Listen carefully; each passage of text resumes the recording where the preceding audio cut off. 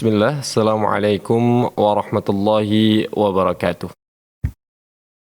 Alhamdulillah, salatu wassalamu ala rasulillah wa ala alihi wa sahbihi wa mawalah wa la hawla wa la quwata illa billah maba'ad. Masyaallah muslimin, rahimani wa rahimakumullah, para pemirsa Fata TV yang insyaAllah dimuliakan oleh Allah Azza wa Jalla. Ya, kembali kami ucapkan ahlan wa sahlan wa marhaban bikum kepada para pemirsa Fata TV dimanapun Anda berada. Alhamdulillah kita bisa dipertemukan kembali oleh Allah Azza wa Jalla atas rahmat dan karunia-Nya. Kemudian menyapa kembali para pemirsa Fata TV melalui program live interaktif yang senantiasa kita nanti-nanti, program live interaktif Fata TV yang insya Allah pada kesempatan kali ini bertemakan kembali ke hadis Nabi Sallallahu Alaihi Wasallam.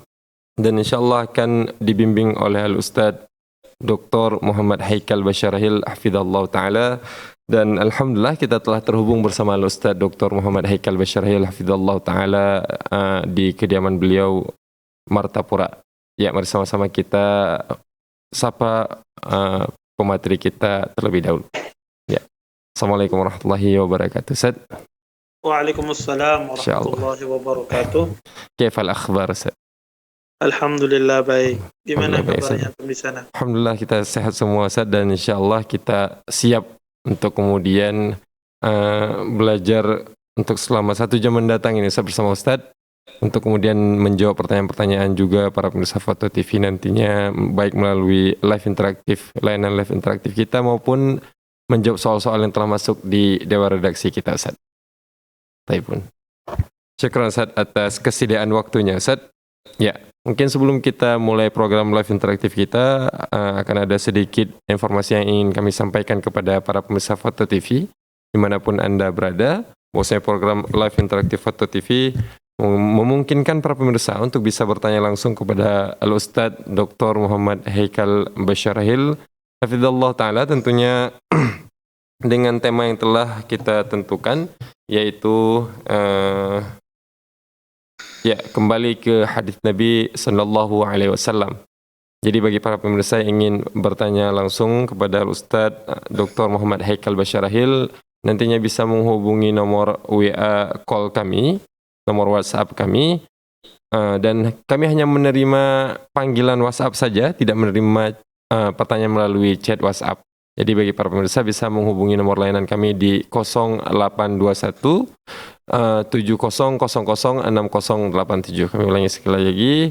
Bagi para pemirsa bisa menghubungi nomor layanan kami nantinya di 0821 70006087. Ya.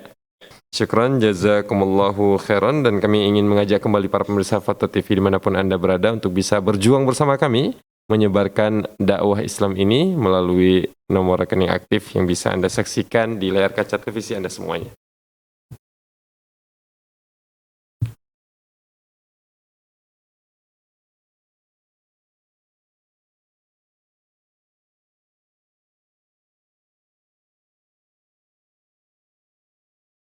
Ya, ucapkan syukran, jazakumullahu khairan katsiran.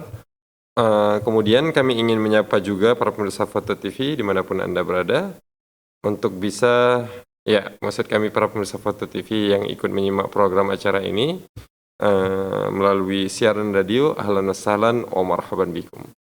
Baik, ya, mungkin tidak memperpanjang lagi mukadimah, kita akan mulai program live interaktif kita pada kesempatan kali ini. Ya, mungkin kita akan langsung membacakan pertanyaan Ustaz sambil sembari menunggu para pemirsa Fata TV menggunakan layanan live interaktif kita. Baik, Ustaz.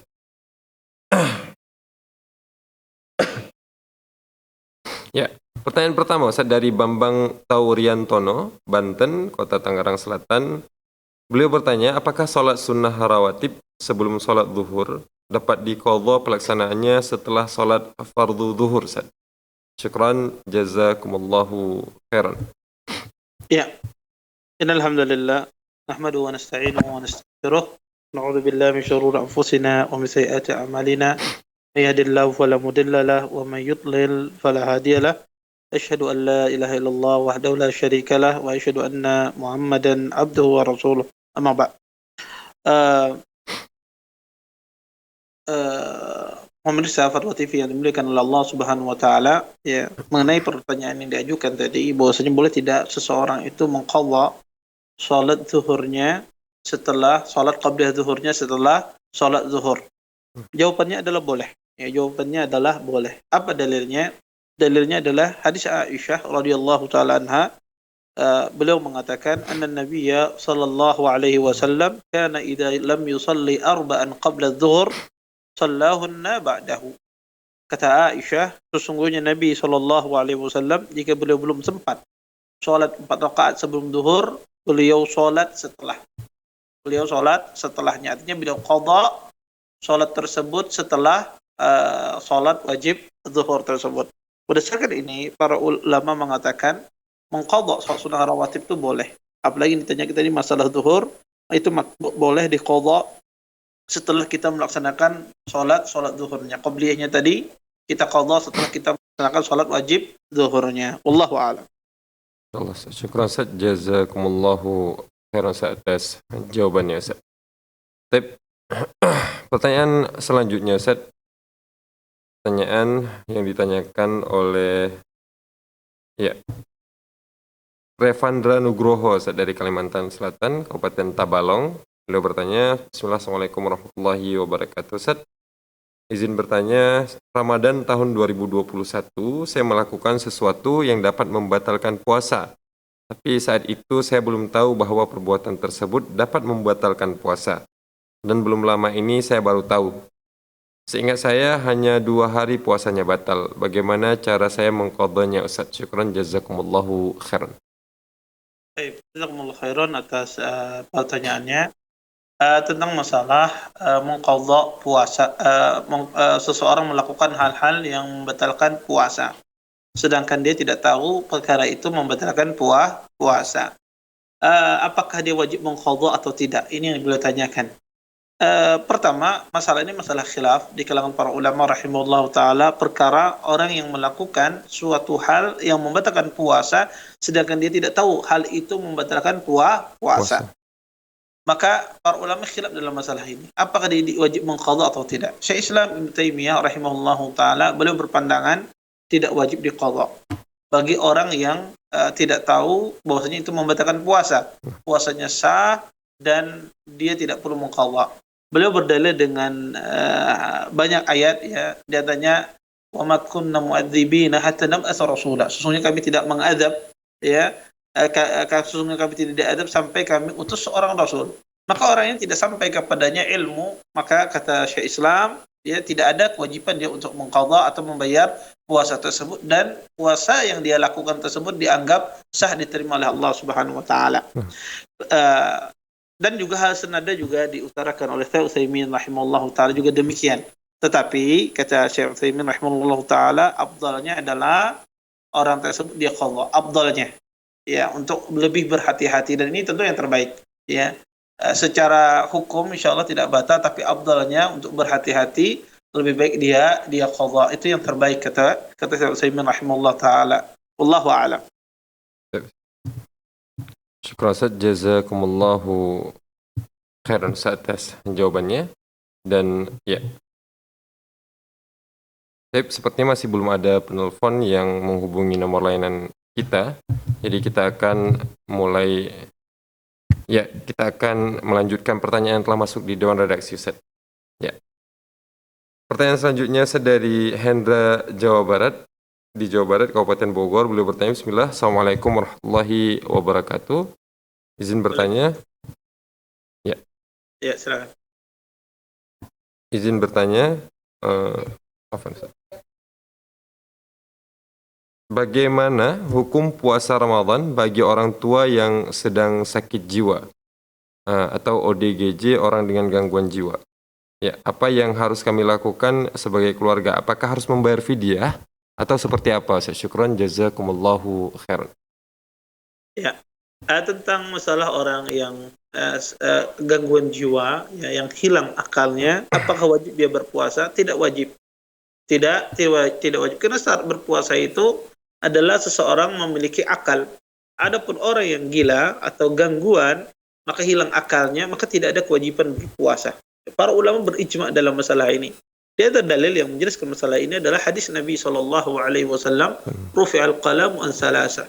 Kata Nabi, pena itu diangkat dari 3 jenis orang. Di antaranya Nabi menyebutkan anil majnuni hatta yaqil. Dari orang gila sampai dia berakal, sampai dia sadar. Maka kalau ada orang gila atau gangguan penyakit kejiwaan, hilang akalnya, maka tidak ada kewajiban dia berpuasa dan juga tidak ada kewajiban membayar fidyah. Jadi tidak ada kewajiban berpuasa dan juga tidak ada kewajiban membayar fidyah. Maka sudah, dia tidak diangkat kewajiban dari dia, ya, karena dia tidak ada beban bagi dia sampai dia sadar. Kalau dia sadar, sembuh, disitulah kita suruh dia untuk berpuasa. Makanya para fuqaha mengatakan bagaimana kalau seandainya ada orang gila misalnya di siang hari Ramadan atau di pagi hari bulan Ramadan dia sadar, dia sadar, ya. Maka kata para ulama rahimahullah taala, di sini khilaf para ulama, apakah dia hari itu dia berpuasa, misalnya di jam 9 pagi, jam 10 pagi, qadarullah, ya, akalnya kembali, ya, sehat, ya, tidak gila lagi dia, tapi sudah jam 9 pagi, jam 10 pagi, apakah dia menahan hari tersebut ataukah dia boleh berbuka? Khilaf di kalangan para ulama dalam hal ini, ya. Sebagian ahli ilmu mengatakan boleh karena dia sadarnya di siang hari, tetapi hari besoknya wajib dia berpuasa. Hari besoknya dia wajib berpuasa. Tidak boleh dia tidak berpuasa. Karena subhanallah, ada sebagian orang itu gilanya datang-datangan. Kadang datang hilang akalnya, kadang ya sehat, ya. Ada semacam itu, ada sebagian orang, ya. Ada kadang-kadang sebagian orang juga ketika usahanya bangkrut, ya, atau tidak dapat pemasukan, kadang ada sebagian orang depresi berat sampai dia hilang akalnya, ya, sampai hilang akalnya. Ketika dia, masya Allah, usahanya lancar lagi, mulai membaik dia, ya, mulai membaik, ya, hilang depresinya. Ada orang demikian, subhanallah. Intinya orang itu kalau akalnya ada, maka wajib dia berpuasa. Kalau tidak ada akalnya, hilang akalnya, tidak ada kewajiban berpuasa dan juga tidak perlu membayar fidyah. Wallahu a'lam. Insyaallah. Syukran Ustaz, jazakumullahu khairan atas jawabannya. Ya, dan kita telah terhubung dengan penelpon kita yang pertama pada kesempatan kali ini. Ada Ummu Yodi di Riau. Bersama-sama kita sapa pemirsa Fatwa TV terlebih dahulu. Ya. Assalamualaikum Fatwa TV.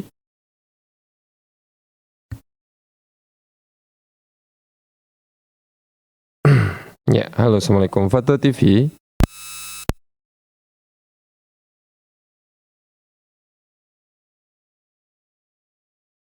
Ya, kami coba ulangi, sapa kembali. Assalamualaikum Fatwa TV.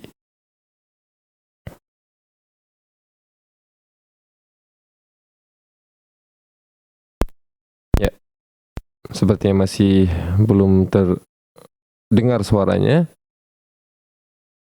Halo, assalamualaikum. Ya. Waalaikumsalam warahmatullahi wabarakatuh, Ummu Yodi. Ya, kami persilakan Ummu Yodi, pertanyaannya. Assalamualaikum. Waalaikumsalam warahmatullahi wabarakatuh. Silakan Ummu Yodi. Ya, izin melanjutkan pertanyaan dari member WhatsApp Rosa. Ya. Begini Ustadz, apakah sholat 4 rakaat qobliyah zuhur pahalanya setara dengan sholat tahajud, dan apakah ada dalilnya? Ya, cukup Ummu Yodi, ya. Ya, itu aja. Ya. Iya. Terima kasih banyak. Syukron, jazakallahu khairan. Assalamualaikum. Assalamualaikum warahmatullahi wabarakatuh. Ya, jazakumullah khairan atas pertanyaannya tentang masalah salat qabliyah zuhur, salat sunnah rawatib, apakah ada dalilnya setara dengan salat tahajud? Pertama, tentang hadis tersebut disebutkan oleh sebagian ahlul ilm, ya, tentang masalah salat 4 rakaat sebelum zuhur itu setara dengan salat tahajud, ya. Disebutkan di dalam riwayat Al-Baihaqi, ya, dalam Syu'abil Iman, ya, beliau mengatakan bahwasanya 4 rakaat ba'da zawal qabla zuhur ya'dilna bi salatis sahar. bahwasanya 4 rakaat sebelum melaksanakan sholat zuhur itu setara dengan sholat malam. Tetapi hadis ini wallahu a'lam ya hadis yang lemah dari sisi sanadnya, dilemahkan oleh para ulama rahimallahu taala ya. Oleh karenanya wallahu a'lam yang menunjukkan itu ya hadis tersebut adalah hadis yang lemah, sehingga boleh melaksanakan 4 rakaat ya sebelum zuhur, ada hadisnya. Tetapi untuk secara khusus fadilah dia setara dengan salat malam, hadis ini terdapat kelemahan di dalam sanadnya. Wallahu a'lam. Hadis ini dikeluarkan oleh Imam Al-Baihaqi dan Imam At-Tabrani dan ada terdapat cacat di dalam sanadnya. Wallahu a'lam.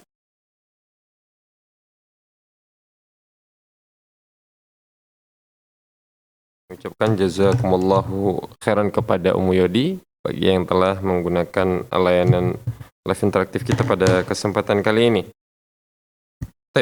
Ada pertanyaan ini dari Rifai, Sumatera Barat, Kota Bukit Tinggi, Ustaz. Ya, beliau bertanya, Afwan Ustaz, izin bertanya, alhamdulillah ana baru saja menikah Ustaz. Dan ana menikah dengan seorang akhwat dengan melalui proses ta'aruf yang syar'i. Ternyata setelah berselang waktu sebulan lebih menikah, ana masih belum ada rasa cinta terhadap istri ana. Mungkin karena ana dapati istri ana tidak sesuai dengan ekspektasi ana. Sekarang ana hanya sekedar menjalankan kewajiban dan ana merasa hambar. Rumah tangga ana pertahankan atau harus bagaimana Ustaz? Syukran jazakumullahu khairan Ustaz. Ya. Jazakumullahu khairan atas pertanyaannya. Beliau menanyakan ketika menikah ternyata ekspektasinya berbeda dengan apa yang beliau harapkan. Istrinya tidak seperti yang beliau harapkan. Pertama ya, di dalam kehidupan rumah tangga itu tidak selalu melulu kriteria itu harus terpenuhi ya. Kadang ada sebagian orang itu, laki-laki itu berkriteria dia ingin pasangan dia adalah seorang wanita yang soleha, hafal Quran, akhlak yang bagus, kemudian cantik, putih, tinggi, kaya, berilmu. Ada orang harapannya demikian ketika dia ingin menikah. Tapi tentu tidak semua wanita memenuhi kriteria tersebut. Ada sebagian wanita itu mungkin dia cantik tapi dia tidak kaya. Mungkin ada wanita itu kaya tapi dia tidak cantik. Mungkin ada wanita itu miskin tapi dia berilmu, dia hafal Quran dan seterusnya. Mungkin ada wanita dia tidak hafal Quran, dia miskin tetapi dia memiliki akhlak yang baik. Maka kadang-kadang wanita itu ada ya plus dan minusnya. Sama seperti laki-laki pun juga demikian. Tidak ada laki-laki itu yang sempurna. Maka dalam kehidupan berumah tangga, hal yang terpenting adalah pertama ketika seorang sudah menikah ya. Ketika seorang itu sudah menikah, maka ini pentingnya ya. Sebelum menikah itu dia harus memutuskan cocok apa tidak. Maka ketika Anda sebelum menikah ya, Anda melihat, disuruh untuk nazar, melihat. Kalau Anda sudah tercocok ya, ketertarikan ketika melihat itu wajahnya, maka ketika setelah menikah, seseorang ketika mendapati tidak sesuai dengan apa yang diharapkan ke depan istrinya tersebut, maka hendaknya seorang itu bersabar. Dia bersabar dan harus memiliki sifat kurang lebih. Kadang tidak semua hak kita itu bisa dipenuhi oleh seorang istri. Sebagaimana juga tidak semua haknya istri bisa kita penuhi. Kadang kita mungkin pernah marah, pernah emosi, ya berkata-kata keras, ya tentu ini tidak boleh. Allah mengatakan wa ashiruhunna bil ma'ruf. Kata Allah, pergaulilah istri kalian dengan cara yang baik, ya dengan cara yang baik. Maka tidak semua wanita itu bisa memenuhi hak-haknya seorang laki-laki. Maka disinilah dituntut seorang laki-laki itu dia kurang lebih di dalam kepada istri-istrinya. Ini poin yang pertama. Poin yang kedua, jika seorang istri itu adalah seorang istri yang bertakwa kepada Allah, taat dia kepada Allah Subhanahu wa taala, maka ini kebaikan. Kebaikan bagi seorang suami. Kata Nabi sallallahu alaihi wasallam, "Khair ad-dunya mata' wa khairu mata'id dunya al-mar'atu salihah." Kata Nabi sallallahu alaihi wasallam, dunia itu perhiasan. Dan sebagus-bagusnya perhiasan dunia itu adalah wanita yang salehah. Nabi tidak mengatakan wanita yang cantik rupanya. Nabi tidak mengatakan wanita yang kaya raya. Nabi mengatakan tidak wanita seperti. Tapi Nabi mengatakan secara spesifik. Yaitu wanita yang salehah. wanita yang bertakwa kepada Allah Subhanahu wa taala. Maka kalau Anda punya istri yang salehah, bertakwa kepada Allah, mungkin sisi lain dia punya kekurangan, pertahankan istri tersebut ya, dan berusaha Anda memenuhi hak-haknya. Cinta itu bisa datang belakangan ya. Seseorang tumbuh rasa cinta, rasa sayang itu bisa datang belakangan.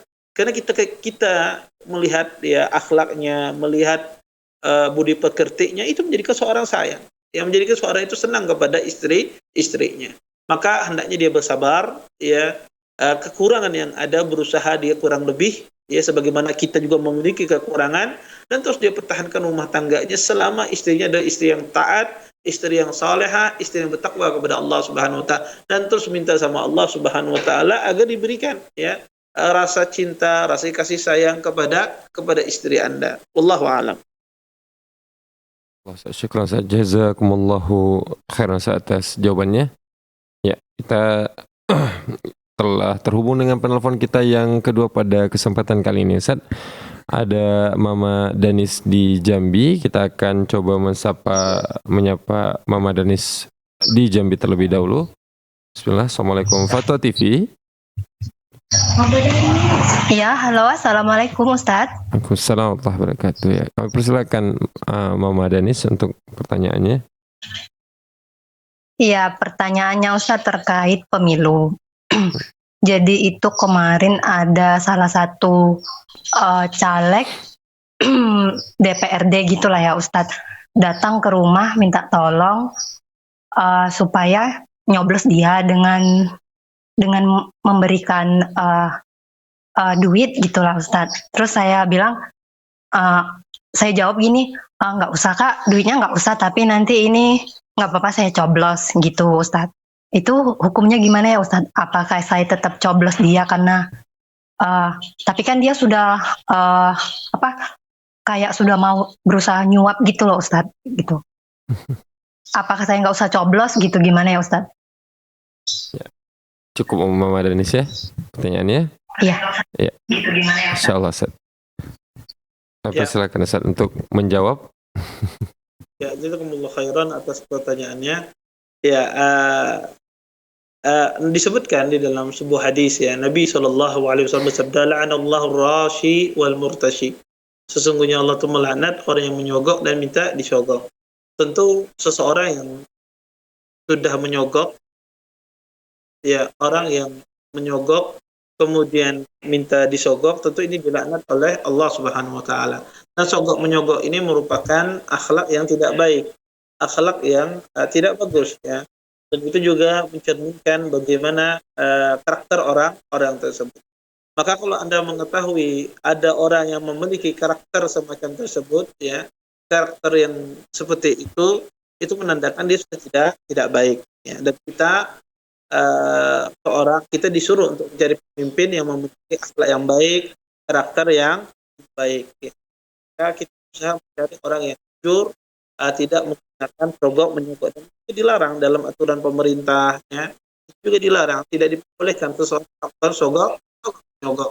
Maka seorang muslim ketika dia mendapat hal semacam itu, ada orang yang memberanikan diri untuk maju dan dipilih dengan cara demikian, ini dia sudah pada dia ada sifat yang tidak amanah ya, tidak amanah, dan kita disuruh untuk mencari pemimpin amanah. Maka sekali lagi ya, orang itu sudah tidak amanah, tidak amin, tidak percaya, dan kita disuruh mencari pemimpin yang amanah. Wallahu a'lam.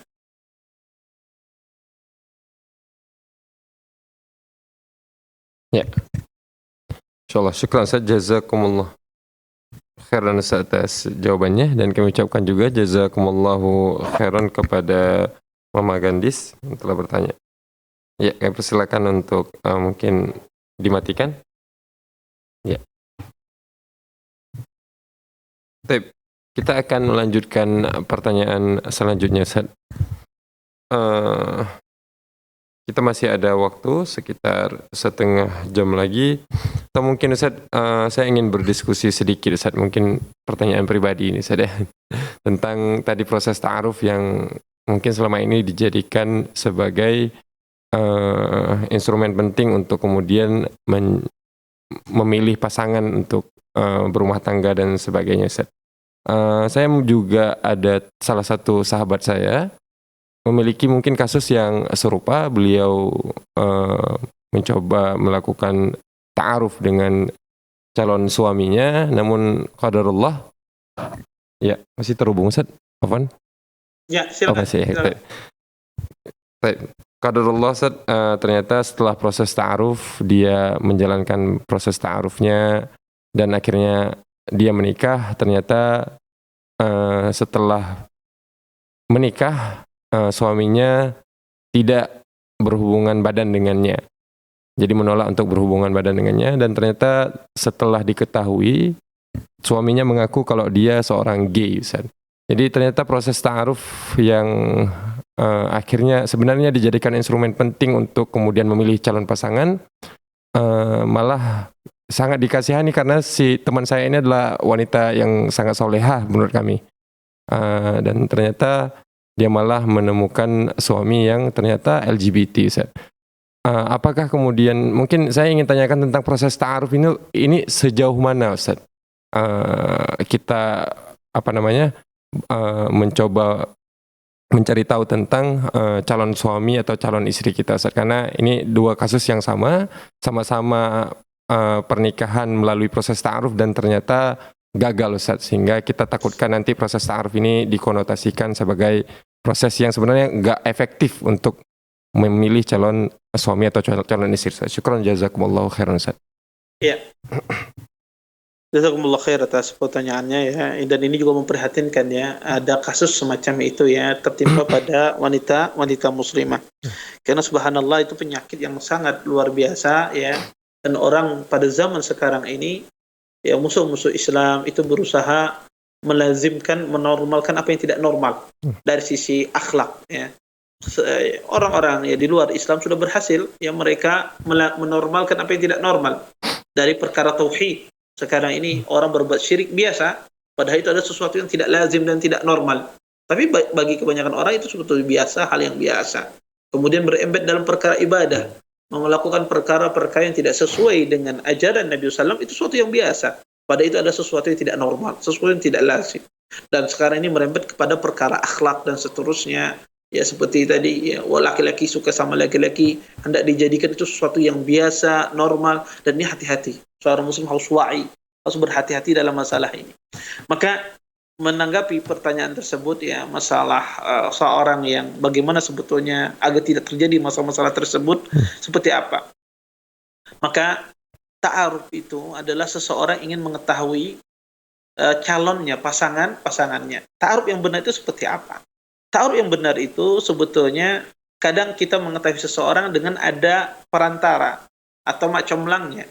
Maka Anda hendaknya pertama yang macamlang ini, perantaraan, hendaknya dia bertakwa kepada Allah. Kalau dia tidak tahu secara detail tentang orang yang ditawarkan, katakan, saya tidak tahu, saya tahunya cuma ini. Jangan Anda mengatakan sesuatu yang tidak Anda ketahui atau menyembunyikan informasi yang sangat penting dari orang-orang tersebut. Maka Anda ketika Anda berbicara sama orang, katakan sesuai dengan apa yang Anda ketahui. Jangan berasumsi, jangan menurut saya ini orang baik, tidak. Anda ceritakan fakta. Orang ini seperti ini, seperti ini, seperti ini. Ini yang poin yang pertama. Kemudian poin yang kedua, ya, kita ketika ditawarkan oleh macamlang atau kita tahu sendiri, maka kita bertanya dengan orang-orang terdekatnya, orang yang mengenalnya. Kalau kita tidak tahu si ikhwan tersebut, tanya. Atau ikhwan bertanya tentang masalah akhwat ini, tanya kepada orang-orang terdekatnya. Kumpulkan informasi sebanyak-banyaknya. Kalau Anda sudah menemukan informasi yang sangat valid, tahu bagus orangnya, tahu betul karakternya, maka baru masuk pada tahap berikutnya, itu tahap khitbah dan seterusnya. Tapi kalau Anda tidak tahu ya orang tersebut seperti apa, cuma di orang memberikan informasi sangat sedikit. Karena kadang kita dapat informasi tentang orang itu sangat sedikit. Kalau Anda tidak tahu, maka sudah. Anda batalkan. Karena Anda tidak tahu keadaan orang tersebut. Ngapain? Seseorang menjerumuskan sesuatu yang dia tidak jelas. Makanya lebih baik Anda batalkan. Afwan, saya tidak bisa karena saya tidak tahu keadaannya dia. Ya. Maka kalau sangat simpel sebetulnya. Kalau Anda tahu secara detail, bagus, timbangan syariat, nikah. lanjutkan ke tahap berikutnya, nazar, khidmah dan seterusnya.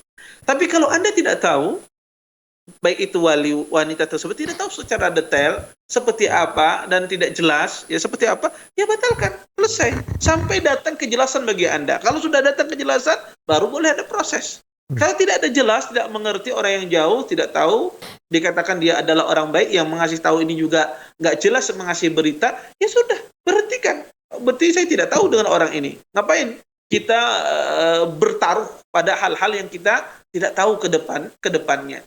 Maka sebetulnya sangat simpel. Permasalahannya itu kadang-kadang menggali informasi itu tidak akurat. Itu yang pertama. Yang kedua, yang menyampaikan informasi kadang-kadang tidak benar. Dia berasumsi, menurut dia tidak menyampaikan fakta. Kalau orang itu menyampaikan fakta, mengatakan dia orangnya sholat 5 waktu, tidak pernah ketinggalan, dia Masya Allah hadir kajian, saya bermuamalah sama dia, orangnya baik banget, bagus. Nah itu ada fakta yang disampaikan seperti itu. Bukan mengatakan saya rasa orangnya baik, kayaknya orangnya baik, orangnya dia belum pernah berteman, tapi dia cuma menilai dari kejauhan. Nah ini yang kadang-kadang itu tidak tepat dan semacam. Maka sekali lagi, kalau Anda tidak tahu siapa orang tersebut, tidak mendapatkan informasi yang cukup untuk perihal laki-laki atau pasangan Anda, maka Anda pending dulu. Ya, jangan Anda melaju ke langkah berikutnya. Kalau sudah lama tidak ada kejelasan, ya sudah, cari yang lain, cari sesuatu yang jelas. Wallahu a'lam. Masya Allah, syukur Ustaz, jazakumullahu khairan atas saran dan jawabannya Ustaz. Ya, kita akan berpindah ke pertanyaan selanjutnya Ustaz dari Imam Gunadi ini Ustaz. Ya, karena memang ini sudah mulai memasuki musim-musim Ramadan Ustaz. Jadi kita akan coba lebih memberikan porsi untuk pertanyaan-pertanyaan seputar Ramadan. Pertanyaan tentang bolehkah i'tikaf 10 hari akhir Ramadan diisi dengan mendengar kajian Islam dari media online, YouTube dan sebagainya Ustaz. Syukran jazakumullah khairan. Jazakumullah khair atas pertanyaannya. Boleh tidak diisi kegiatan Ramadan kita mendengarkan kajian-kajian? Boleh, tidak mengapa, itu sesuatu yang baik. Sesuatu yang baik. Maka seseorang berusaha di bulan Ramadan, dia memperbanyak amal ibadahnya, dari membaca Quran, dari salat sunnahnya, dari sedekahnya, semuanya. Dia tingkatkan amal ibadahnya, termasuk meningkatkan menuntut ilmu. Ya. Maka itu bagian dari ibadah. Kalau bisa dikerjakan semua, itu yang terbaik. Baca Qurannya dia perbanyak, menuntut ilmunya juga kemudian sholat malamnya juga sholat sunnahnya juga maka ini sesuatu yang terbaik. Ini yang dianjurkan di dalam Islam. Wallahu a'lam. Insyaallah. Syukran Ustaz, jazakumullahu khairan atas jawabannya. Tapi kita kembali ingin menyampaikan kepada para pemirsa Foto TV dimanapun Anda berada Ustaz. Ya, bahwa program live interaktif Foto TV memungkinkan para pemirsa untuk bisa bertanya langsung kepada Ustadz Dr. Muhammad Haikal Basyarahil Hafidhahullah Ta'ala, tentunya sesuai dengan tema yang telah kita tentukan, yaitu kembali ke hadits Nabi SAW. Jadi bagi para pemirsa yang ingin bertanya langsung kepada Ustadz Dr. Muhammad Haikal Basyarahil, bisa menghubungi nomor layanan kami nantinya, yaitu melalui layanan telepon WA di nomor 0821 7000 6087. Mengulangi sekali lagi bagi para pemirsa, dan ternyata kita telah terhubung kembali dengan penelpon kita yang selanjutnya. Kita akan coba sapa pemirsa kita yang telah menggunakan layanan live interaktif kita terlebih dahulu. Ada Ibu Yanti di Sumatera Barat. Ya. Halo, Assalamualaikum Fatwa TV. Waalaikumsalam warahmatullahi wabarakatuh. Ya, Ibu Yanti, kami persilahkan pertanyaannya. Ya, Assalamualaikum Ustadz. Waalaikumsalam warahmatullahi wabarakatuh. Begini Ustadz, tolong beri pedoman Ustadz cara memilih calon pemimpin yang amanah. Karena setelah ditelusuri track recordnya masing-masing, agak susah untuk menentukan pilihan karena masing-masing kayaknya imbang antara sisi positif dan negatifnya Ustadz. Ya. Mohon solusinya Ustadz. Jazakallahu khair. Assalamualaikum warahmatullahi wabarakatuh. Assalamualaikum warahmatullahi wabarakatuh. Ya, jazakumullah khairan atas pertanyaannya. Ya. Pertama seorang pemimpin itu di antara kriterianya adalah dia adalah orang beriman, tentu seiman, seagama. kemudian bagus agamanya. Ya tentu kalau Anda lihat bagus agamanya, Anda lihat dia melaksanakan sholat apa tidak. Ya, kemudian bagaimana tutur katanya baik apa tidak. Kemudian bagaimana agamanya dia pernah korupsi apa tidak, ya. Maka itu bagian dari agama, ya bagus agamanya. Kemudian dia perhatian tidak terhadap orang-orang beriman, orang-orang Islam. Kemudian dia adil tidak, ya, di dalam bersikap, bertindak. Kemudian yang kedua adalah dicari pemimpin itu orang yang amin, orang yang amanah, ya, orang yang amanah di dalam menjalankan tugasnya, amanah ya di dalam kewajiban yang dia beban, ya, dalam menyampaikan hak-hak rakyatnya, ya. Maka dicari, dan itu dilihat di track recordnya, ya, rekam jejaknya sejak dia memimpin seperti apa. Taib. Kemudian juga dicari orang tersebut adalah orang yang berilmu, ya. Seorang pemimpin itu memiliki ilmu, dia harus memiliki ilmu, ya, karena yang akan dia urus ini sangat banyak, ya. Maka dibutuhkan orang yang alim, berilmu, ya. Kalau dia memiliki ilmu agama itu yang tentu yang terbaik, ya. Tetapi kalau tidak, ya, tidak ada semuanya demikian, maka setidaknya dia punya ilmu, ya, tentang ketatanegaraan dan semisalnya. Kemudian seorang yang pemimpin itu dicari ada pemimpin yang adil, tidak berbuat zalim, ya, tidak berbuat zalim, ya. Dia sesuai dengan, ya, aturan-aturan, ya, tidak menyalahi aturan-aturan dan seterusnya.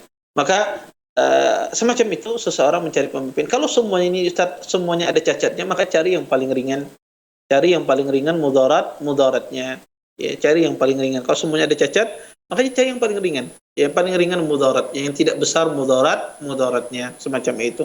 Sehingga seseorang bisa melihat yang mana yang lebih ringan mudarat seorang pemimpin yang ada. Dengan itu dia memilih pemimpin yang dia lihat adalah pemimpinnya yang paling ringan mudaratnya bagi umat Islam. Wallahu a'lam. Allahu ilaikum wa barakallahu fikum. Ustaz, atas jawabannya. Ya. Ya. Dan kami juga ucapkan jazakumullahu khairan kepada yang telah bertanya. Baik, kita akan melanjutkan pertanyaan yang telah masuk di dewan redaksi kita, Ustaz. Ada pertanyaan dari Ermawan Suteja di Sumatera Selatan, Kota Palembang.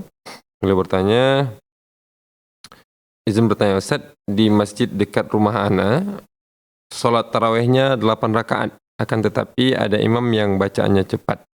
Apakah sholat tarawihnya dilanjutkan berimam dengan imam yang selalu membaca surah yang cepat, ataukah ana lebih memilih baik sholat sendiri, sedangkan imam itu telah ditunjuk oleh ketua masjid? Mohon jawabannya, Ustaz. Syukran, jazakumullahu khairan.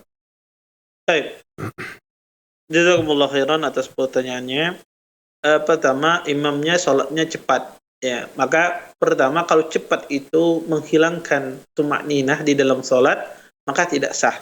Itu tumakninahnya tidak ada dalam sholat, maka tidak sah. Tapi perlu digarisbawahi, tidak semua cepat itu tidak tumakninah. Ada yang cepat itu tumakninah, ya. Tetapi kalau cepat ya ini yang betul-betul tumakninah, ya, artinya tidak sampai betul-betul sempurna, ya, maka itu tidak sah sholatnya, karena di antara rukun sholat itu ada tumakninah. Makanya Nabi SAW melihat ada seorang sahabat ketika dia sholat tidak tumakninah. Kemudian Nabi mengatakan kepada sahabat tersebut, irji fa shalli fa innaka lam tusalli. Kata Nabi, kembali dan ulangi salatmu, sesungguhnya engkau belum salat. Kemudian sahabat ini mengulangi salat tersebut dengan cara yang sama. Dan Nabi pun mengatakan, irji fa shalli. Kata Nabi, irji fa shalli fa innaka lam tusalli. Maka sahabat ini pun mengulangi salatnya sampai 3 kali. Kata Nabi, irji fa shalli fa innaka lam tusalli.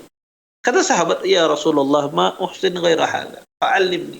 Wahai Rasulullah, saya tidak bisa lagi lebih bagus daripada ini. Tolong ajari aku, wahai Rasulullah. Kemudian diajari Nabi. Kata Nabi sallallahu alaihi wasallam, idza qumta ila shalah fakabbir. Kata Nabi, jika engkau berdiri salat maka bertakbirlah. Sampai Nabi mengatakan, wa idza raqa'ta farka hatta tatma'inna raki'an. Dan jika engkau rukuk, kata Nabi, rukuklah dengan sempurna sampai betul-betul engkau tumakninah dalam rukukmu. Terus diajar oleh Nabi tumakninah di dalam salat. Maka tumakninah itu rukun di dalam salat. Kalau ada orang salat dia tidak tumakninah dalam salatnya, maka tidak sah kita bermakmum di belakangnya. Terus apa yang harus dilakukan? Mufaraqah, berpisah dari imam tersebut. Kalau imam itu juga besoknya nanti yang mengimami, maka tidak cari masjid yang lain, maka banyak masjid ya. Maka banyak masjid-masjid ya di tempat, apalagi orang itu tinggal di kota, pasti banyak masjid-masjid, musola-musola yang imamnya masih tumak nina, maka sholatlah di masjid tersebut yang imamnya tumak nina, jauh sedikit tidak ada masalah ya. Karena tarawih itu dilaksanakan berjamaah di masjid. Jangan dia laksanakan di rumah bagi laki-laki. Adalah dia laksanakan di masjid. Maka cari masjid yang lain dia tumak nina. Mungkin saat itu dia nggak apa-apa karena sudah terlanjur dia sholat di rumahnya dia. Ya, tapi besok-besoknya dicari di masjid-masjid yang walaupun jauh, tapi di situ terdapat tumak nina, ketenangan di dalam sholat, maka sholat di masjid tersebut. Wallahu a'lam.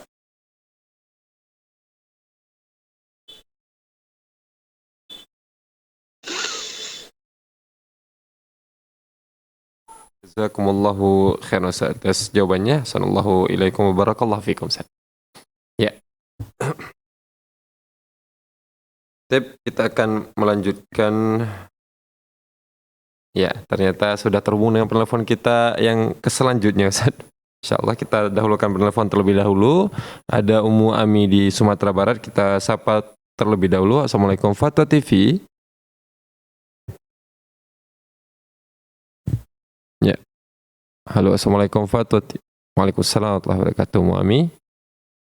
Ya, kami persilahkan pertanyaannya. Mau nanya Ustadz, gini, apa perbedaannya hadis qudsi dengan hadis-hadis yang lainnya gitu Ustadz? Apakah dari segi turunnya atau apanya? Terus apakah hadis qudsi ini ada juga yang dhaif dan sahihnya gitu Ustadz? Terima kasih Ustadz. Assalamualaikum warahmatullahi wabarakatuh. Assalamualaikum. Ya, Jazakumullah khairan atas pertanyaannya. Sebagian ulama membedakan antara hadis qudsi dengan hadis Nabi SAW. Mereka mengatakan hadis qudsi itu lafaznya dari Allah Subhanahu wa taala ya, lafaznya dari Allah Subhanahu wa taala, lafaz dan maknanya dari Allah Subhanahu wa taala. Dan hadis nabawi kata mereka maknanya adalah dari Allah, lafaznya dari Nabi. Tetapi pembedaan semacam ini kurang tepat. Ya, pembedaan semacam ini kurang tepat. Kenapa? Nanti akan menyamakan hadis qudsi dengan Quran. Terus apa bedanya nanti hadis qudsi dengan Quran kalau makna dan lafaznya dari Allah Subhanahu wa taala.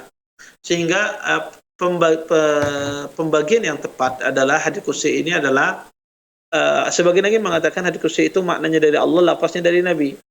Sedangkan hadis biasa makna dan lafaznya dari Nabi, dan ini juga pengertian juga kurang tepat. Ya, karena semua nabi berbicara itu berdasarkan dari wahyu. Wa ma yantiqu anil hawa in huwa illa wahyu yuha. Tidaklah nabi itu berbicara kecuali berdasarkan wahyu, maka hadis itu juga berdasarkan wahyu, maka maknanya dari Allah Subhanahu wa taala.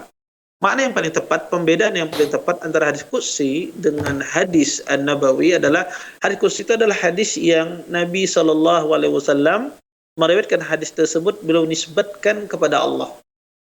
Jadi beliau nisbatkan kepada Allah, lafaz beliau nisbatkan dengan mengatakan Allah atau fi ma yarwihi an rabbih azza wajal, yang beliau di situ sebutkan penisbatan kepada Allah. Adapun hadis nabawi yang dimana di situ tidak dinisbatkan periwayatan itu kepada Allah Subhanahu wa taala. Ini saja.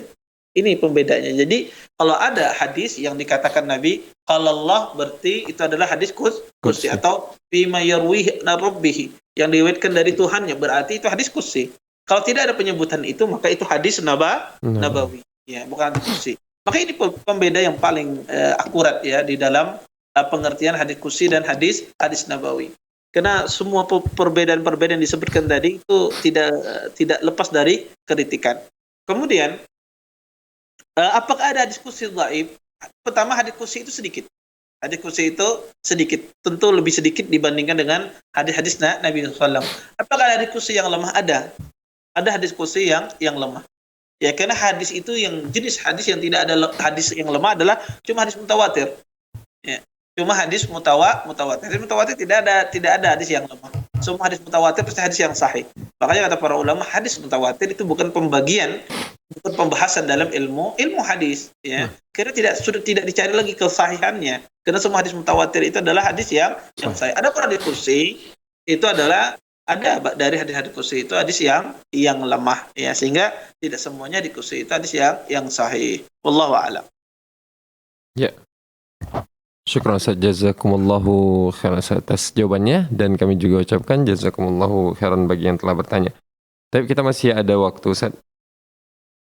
Kita akan coba lanjutkan beberapa pertanyaan lagi dari Dewan Redaksi kita. Ustaz, ada pertanyaan dari Gunawan di Jawa Barat, Kota Bandung, Ustaz. Beliau bertanya, Bismillah, Assalamualaikum warahmatullahi wabarakatuh. Waalaikumsalam warahmatullahi. Ya, izin bertanya tentang status anak angkat yang orang tua kandungnya tidak diketahui sama sekali identitasnya, Ustaz. Untuk penyebutan binnya bagaimana ya, Ustaz? Syukran, jazakumullahu khairan.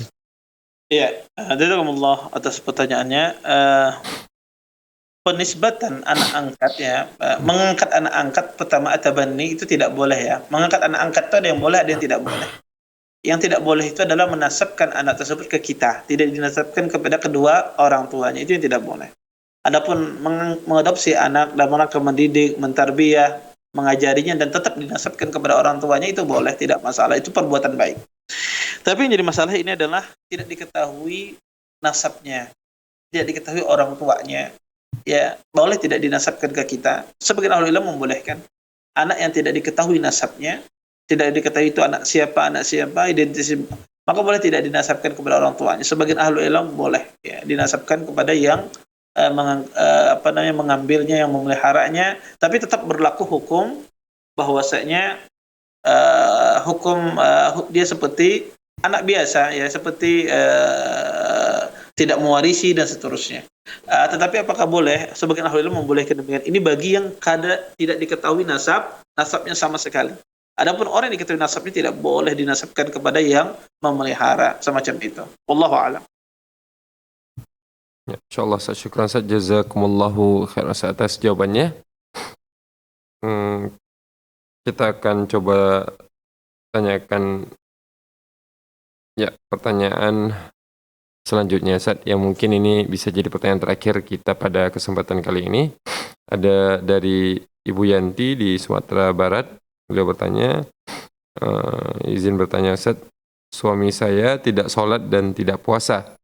Apakah boleh saya melayani suami yang tidak berpuasa tanpa uzur, seperti menyiapkan makanan untuknya, dan jika saya tidak menyediakan makanan, maka dia akan marah-marah dan berkata kasar kepada saya.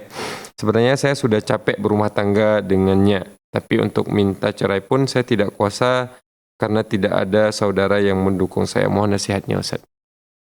Baik, jazakumullah khairan atas pertanyaannya. Pertama, ya, seorang wanita itu ketika suaminya melakukan perbuatan maksiat dan dosa besar, meninggalkan salat, itu dosa besar, ya. Bahkan para ulama mengatakan keluar dari Islam kalau dia meninggalkan dengan sengaja secara total, ya. Apalagi ditambah dengan tidak berpuasa. Tentu ini bukan maksiat yang sederhana, maksiat gampang.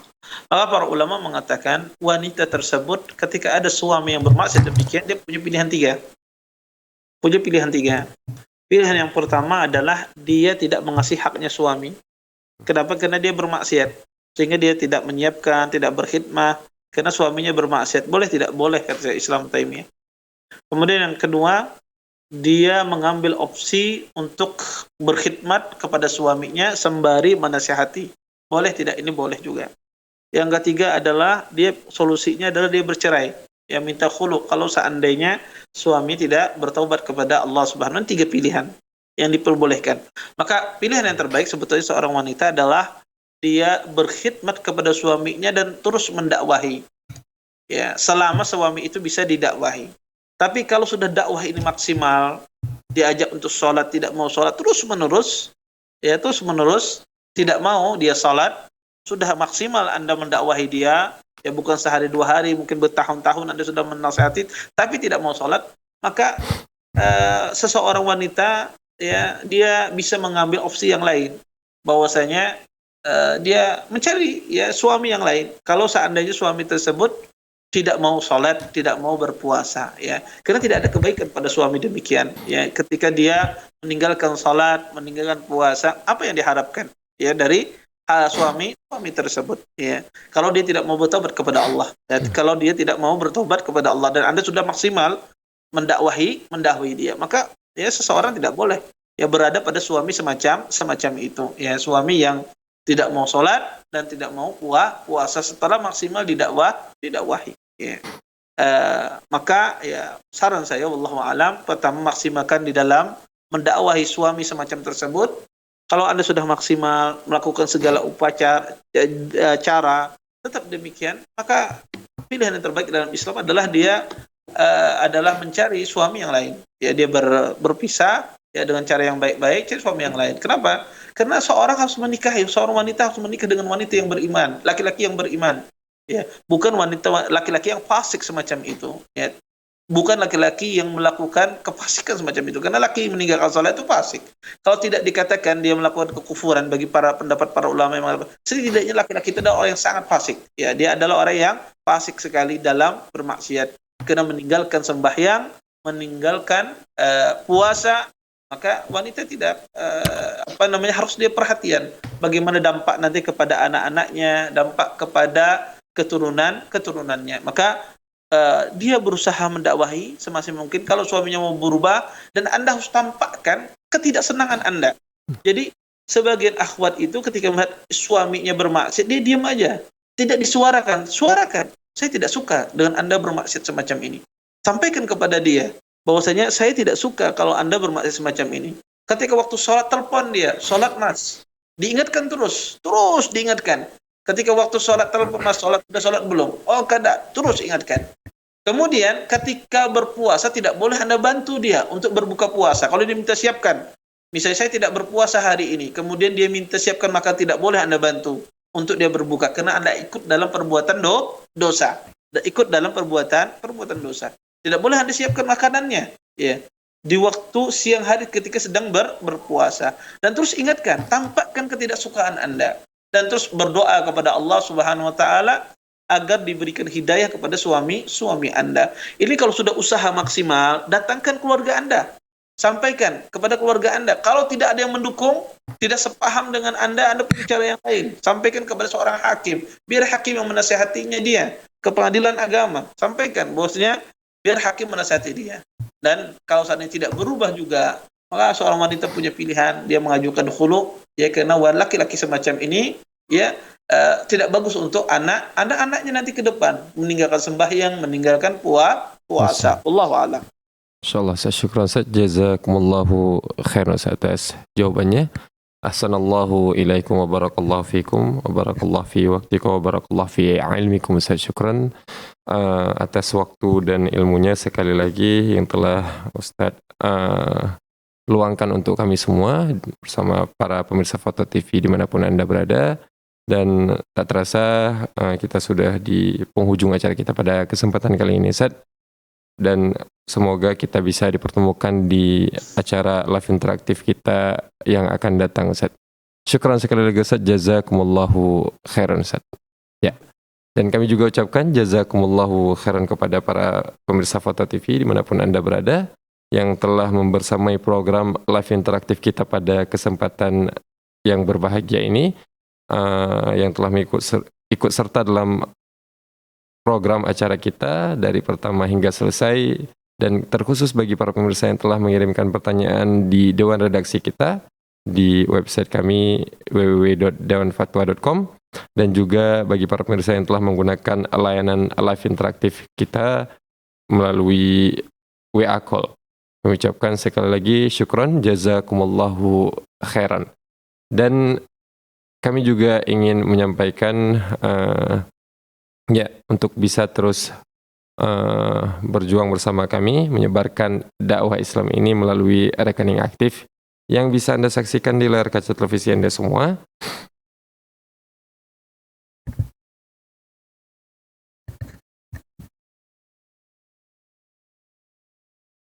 Ya. Syukran, jazakumullahu khairan. Sebelum kami tutup, kami ucapkan beribu maaf tak terhingga kepada seluruh pemirsa Foto TV, dan saya mewakili para pemirsa saya mewakili kerabat kerja yang bertugas dari studio Foto TV Jakarta pamit undur diri. Sallallahu ala nabiyina Muhammad. Assalamualaikum warahmatullahi wabarakatuh.